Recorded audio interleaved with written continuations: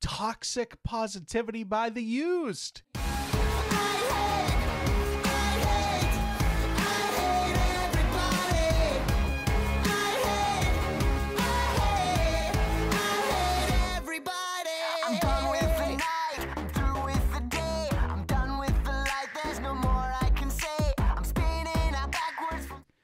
This is the Utah Outfit's 9th studio album, released May 19th via Big Noise. Toxic Positivity consists of 11 tracks, clocks in at around 31 minutes, and is the much anticipated follow-up to 2020's Heartwork LP. Which was then, I think the following year, re-released as like a deluxe version that had essentially like a whole second album alongside of it. Yeah. I don't think we ever talked about the deluxe re-release on the show. We were both incredibly positive on Heartwork. I believe we still both are. I think it's a top 3 Used record, personally. For me, you're probably a little harder to convince. Yeah, that's tougher. I would go it's the best Used album post like the Lies for the Liars. Yeah, I think like Respectful, and then like the Shallow Believers like B-side shit for me, which was just like more Lies for the Liars.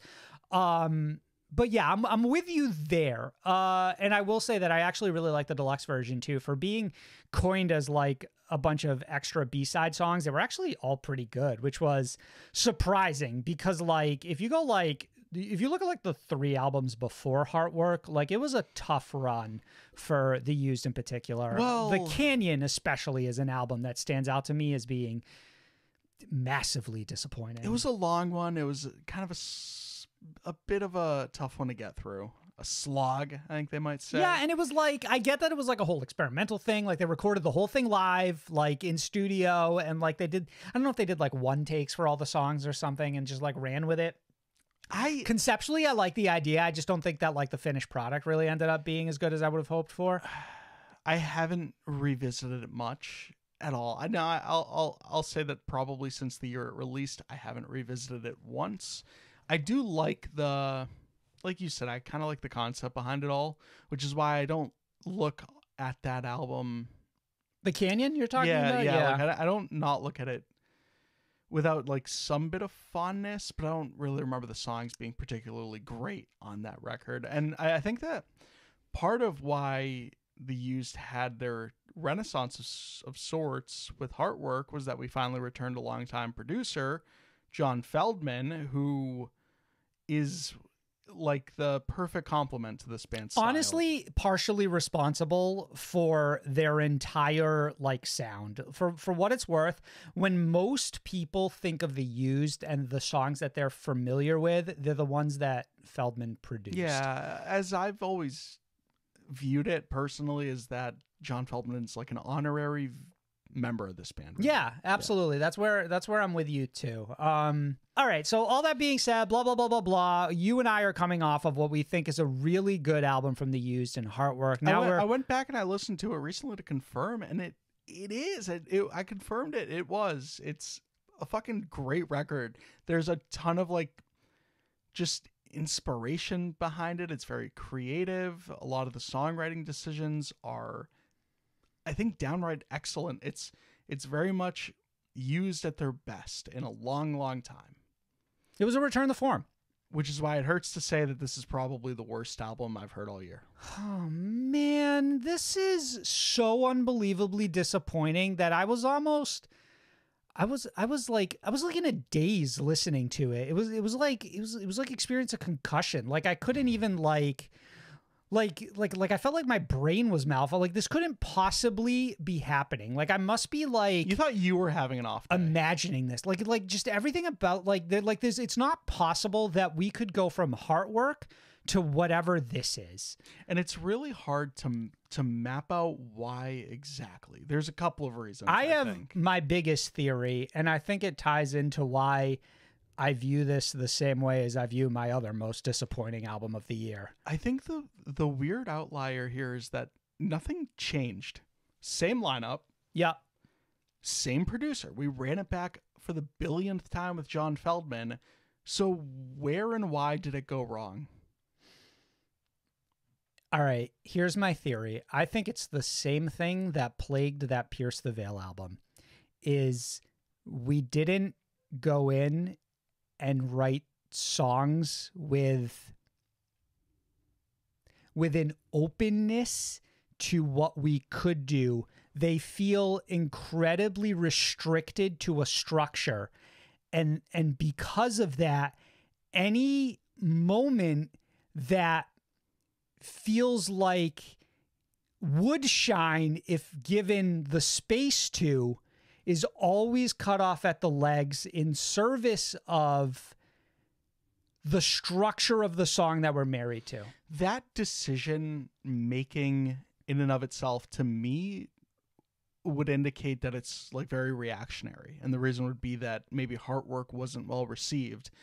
And I think it was, by and large, well received. It depends what metrics you're studying, right? Maybe Heartwork was well received, like from fans or critically, but maybe it didn't have the success that they would have hoped for commercially. But I would counter with why then. I mean, maybe that is the reason why I got a deluxe. But then why release the deluxe is my question. It's like, okay, are we trying to move on from this album?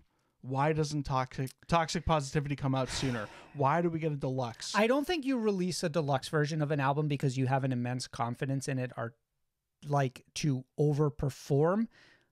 You more so say, okay, there's a subset of our fans who appreciate this enough that if we release a deluxe version, because we have these additional tracks, it gives us an opportunity to sell more merchandise around it. But also, and we do know we have a subset of fans that are so enthusiastic about our band and everything that we release that worst case scenario, I can sell 500 vinyl copies of this. You know what I mean? I don't want to be incredibly like, how do I phrase, like, I don't want to come at this from like a real like business minded, like heartless type way, but I think it also speaks to what we're trying to do here. I think we've structured a lot of these songs for what we would consider to be commercial success, like there's an opportunity for commercial success. It's very specifically being chained to revisiting the chorus over and over again. It's the very, very short runtime on every single song. It's specifically, I think, those two things. I think it's missing some characteristics, though. Look at that last record. We have features. You know, they're not crazy ones. You have Jason Butler, though, Fever 333. You've got Travis Barker on a song. You figure at least run it back with Travis Barker, but you have nothing on this album. So to me, it's like, okay, well, you're aiming for a record that's more commercially successful.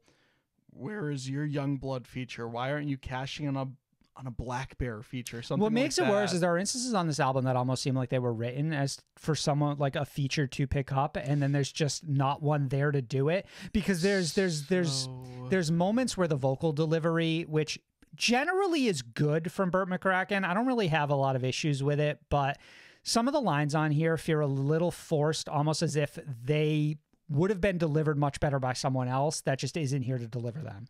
Yeah. So what's interesting about this album, I think overall, the sum of it is so much worse than it's not equal to its parts.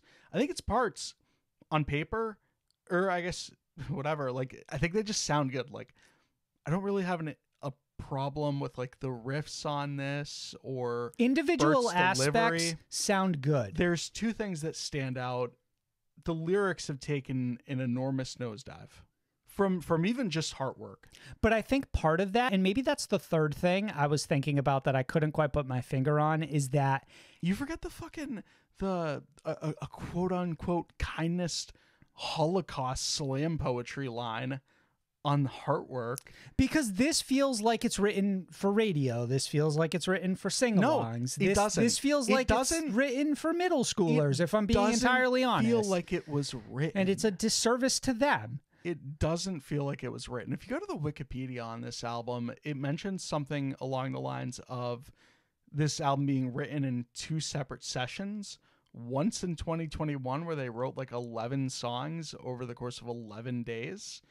And then again in February of like 2023 did a similar session and wrote a handful more songs over the course of a handful of days. And then they slapped this album together, as I understand it. That is the timeline of events. I didn't pull up to see exactly what our sources were. Yeah, but just because they have like 2 specific writing sessions, it doesn't mean that like no lyrics were written outside of those writing sessions. You know what I mean? I know. You come to the table with something. But to me, like I see that information being publicly available, and then I think to myself, like, this album doesn't have any heart. Like, it doesn't have any creative, like, I don't know who we wrote this album for. It doesn't really have a concept. Like it's nothing because it's marketable is what it is. This record was written with like a certain level of commercialism in mind. So it's missing all of the artistic things that you mentioned from the past, right? Nosedive in the lyrics. Right. Which you said there were some incredibly bright moments in Heartwork, right? Yes, there's not a hook to be found on this album outside of 2 songs. There's a couple instances where I think the production really like I think Top of the World almost commits the same sins of every other song on this album, but kind of gets away with it because the melody in the chorus is a little stronger than is actually much stronger than most of the other songs on here.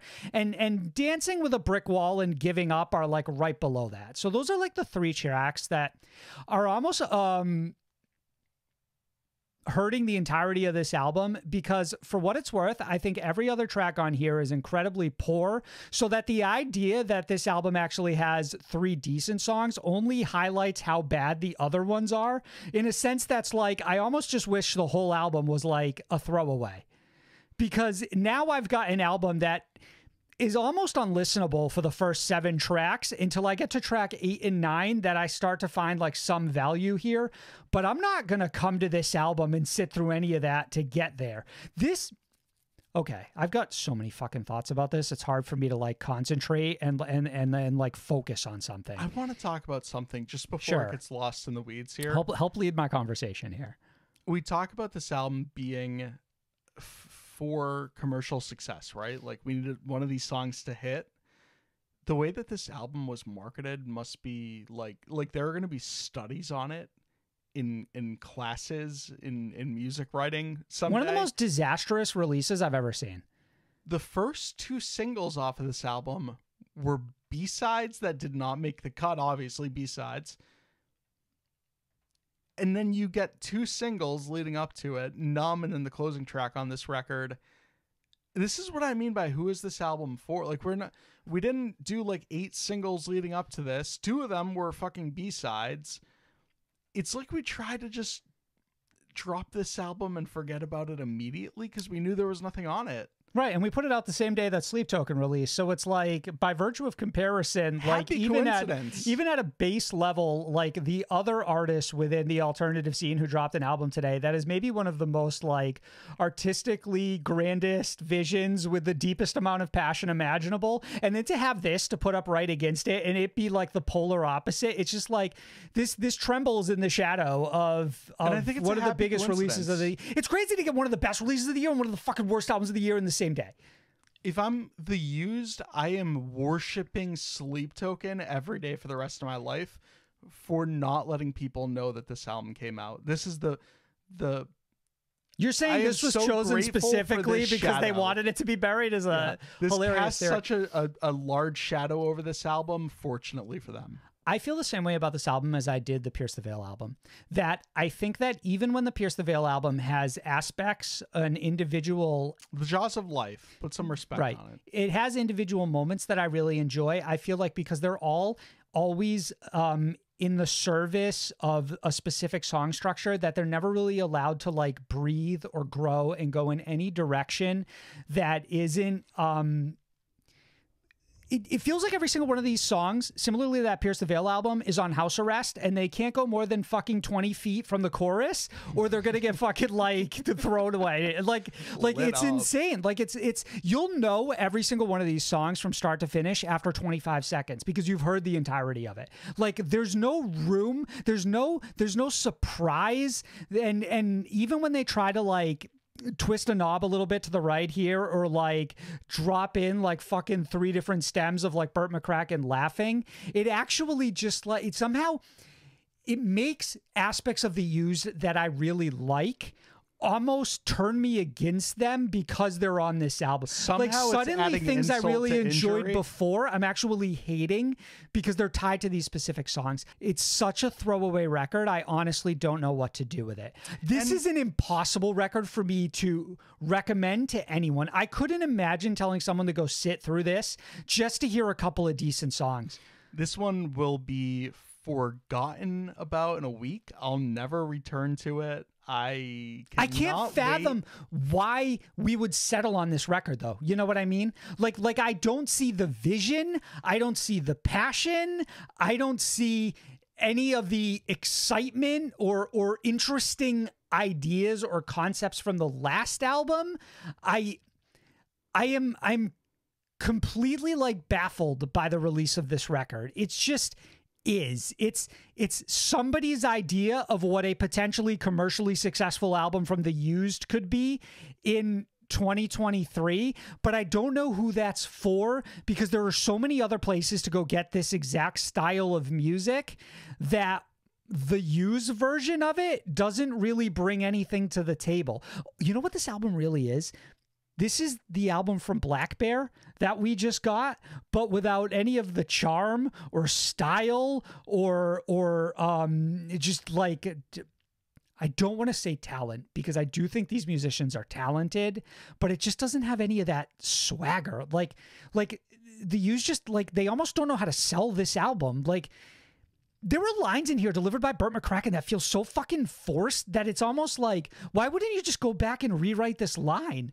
Like this is your 9th album. Why are you making mistakes that I would expect from a band in their fucking Bandcamp demo? It just doesn't make any sense.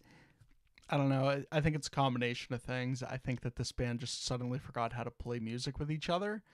I think that I'm John furious Feldman at this release. He didn't know how to salvage this record, and I think he got sort of crazy with the production, and that's where, you know, you mentioned like this band doing things in the past that you typically liked that bother you here. I think it's because we were working with so little that we really turned it up in certain areas to redeem certain tracks, and it just didn't work. It's such a miserable listen. I think it's easily gonna be, I hope, like the biggest like black mark on this band's discography. I think it's all the more frustrating because of how strongly I felt about this band after Heartwork, and being a Used fan for like 20 years at this point, to have them come back a couple years ago and release such a great album that really spoke to all the things that they did well, that had them working with the producer that understood them the best, that had them like branching out and working with artists who are popular in the scene right now. It's almost like the Used got it. And this is the most the Used don't get it album of all time. Like this is, it's 1 star. And honestly, it's for a couple of good songs that I think you can pull from this record, but in good conscience, I couldn't possibly recommend somebody go give this their time. Not when there are significantly better albums out right now. Yeah, this bad boy's a 1. I think it's a 1 across the board. And for what it's worth, I think your time is much better spent going back and checking out the deluxe version of Heartwork if you haven't. That even those B-sides outshine the singles that actually made this album. I feel like we barely spent any time talking about the fact that this band dropped 2 singles. They were abysmal, and then stripped them from the album because nobody drops lead singles with the intention of them being B-sides. No. I'm just sort of at a loss for words at this point. It brings me no joy to come on here and tell everybody that one of my favorite bands just fumbled the bag so badly that they might as well have like fallen down the stairs and onto the railway track and got hit by a subway at the same time. But like, that's what we have here. That's what this sounds like. A complete swing and a miss.